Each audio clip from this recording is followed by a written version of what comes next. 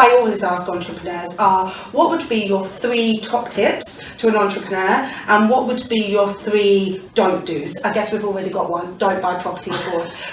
So 2 more of those. 3 top tips would be great. Well, I would always ask myself, why? Ask why. Why? There's 3 tips there. Why? Yeah, that's it. But why? Why are you doing it?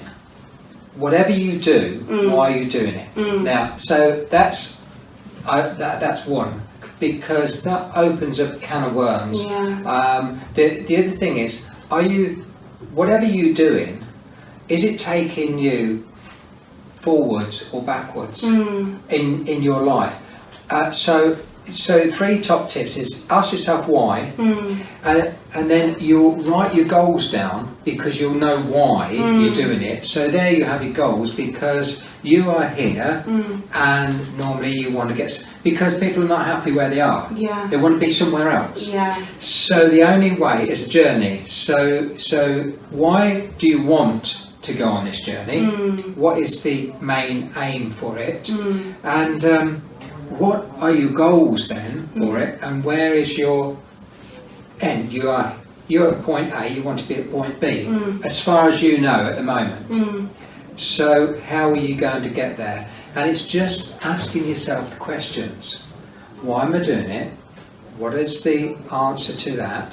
What have I got to do to get from A to B? If I have these goals, are they going to conflict with my lifestyle at the moment? Am I prepared to change my lifestyle for what I want? So these are the questions you have to ask yourself. And then it is, each day, am I going forward or am I going backwards? Am I going nearer to my goal or further from? What is stopping me? Why am I going further from it? Because there's something in my lifestyle that's stopping me. Or am I going nearer to, and there's something in my lifestyle that I've changed that's making me go nearer to? So it's these things. Is it true or is it false? You know, am I hurting? Am I making somebody happy, or am I hurting somebody? What these actions that I'm doing. So always kind of counter-challenge yourself. It's like having the angel and the devil on your shoulder, right? Always kind of play devil's advocate. That's great advice. So we would say why. Ask yourself why. Top tip 2, put your goals down of why you're doing it.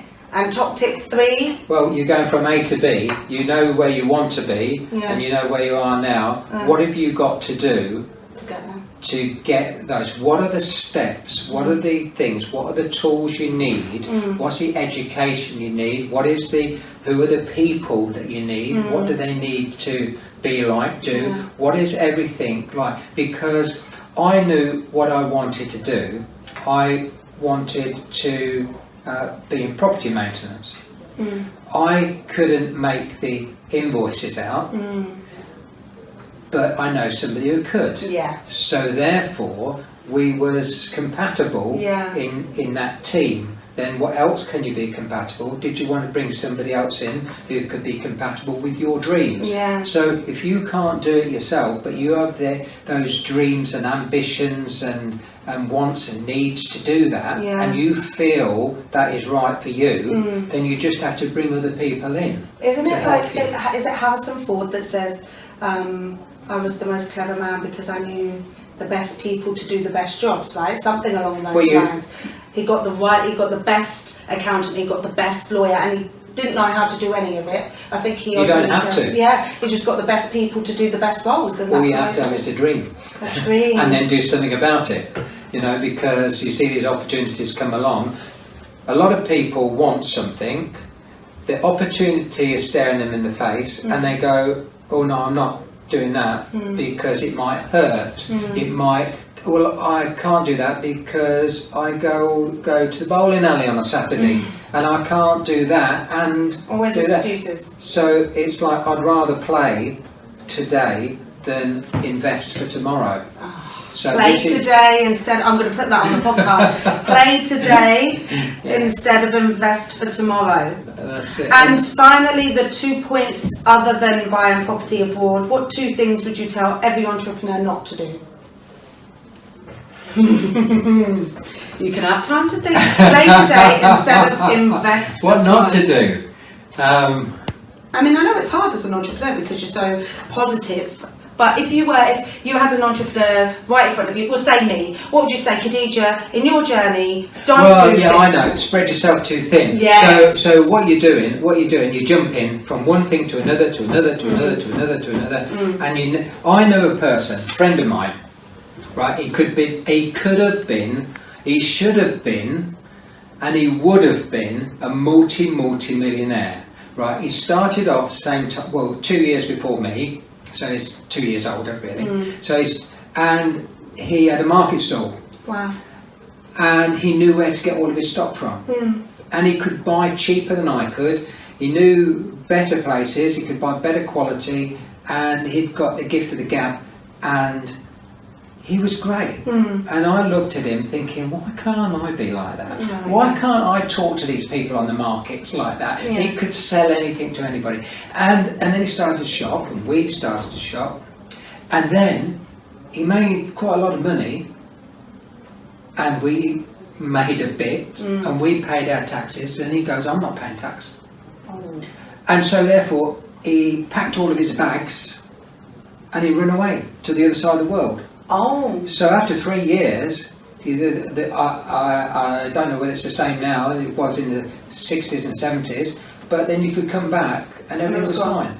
So then he did the other side of the world, he did the same thing, and then come back here. And then he did it again, and I'm thinking, oh my goodness, because he's going to be better than me at doing this, and we don't stand much of a chance because he's got a shop near us. And then he did it again, run away, and then back. Wow. And so I reckon he spent just as much on packing his goods up, putting them into containers, shipping them over the other side of the world, getting another house, starting another business, doing the same, coming back. He might as well just stay where he was. And took it.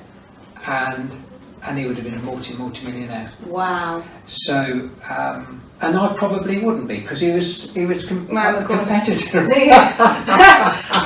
So I'm really pleased. Yeah, don't spread yourself thinly, and don't run away from your taxes. Don't run away from your taxes. Definitely don't run away from your taxes. No, and just want to pay more, because one of my ambitions when I started was to pay £1 million in tax a year. Right, it took a long time, and people said you're mad, and people still say you're mad.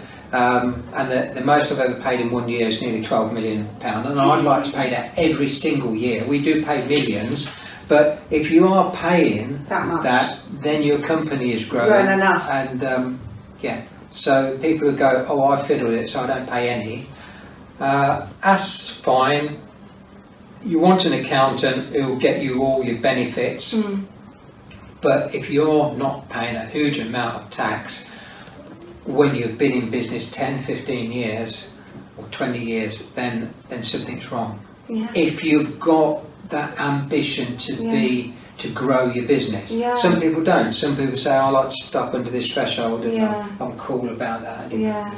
But it depends what you want in life. And again, is there that feel-good factor to that? You know that you're putting £12 billion into the pot for the country to help everyone. I could do a lot better with it than the government. But it's one of those things you can't get away with. You can't have 140 industrial tenants and not pay tax. That's the type of thing. But with that, as you're saying, you're making the economy grow. Do you know what? I could literally talk to you for hours, but I know you're such a busy man. Thank you so much. Thank you so much for coming and speaking with me today. It's been an absolute pleasure, and I'm sure all of the listeners have got a lot of value from this. Thank you so much. Thank you very much.